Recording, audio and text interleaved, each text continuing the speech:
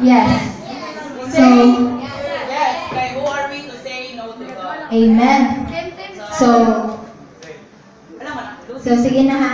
Charmaine, unahin. Unsay mong insight sa last question kanina. Nga, unsay mo isulti ni God para pasundon kanya sa heaven?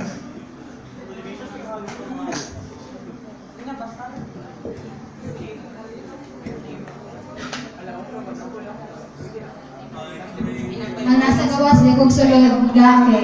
Klaro kay mo dali.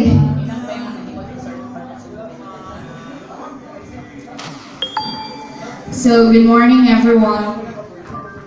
So, if I have a given a chance, noon sa akong isulti ni God para makasulod ko sa heaven, first of all, I will say sorry.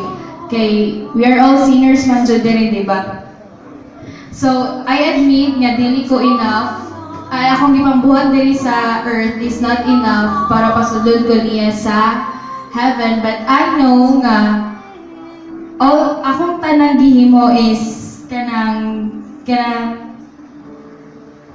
marag para niya tanan ba kanang every time na ako'y ginabuhat all I think is kanang para ni niya kanang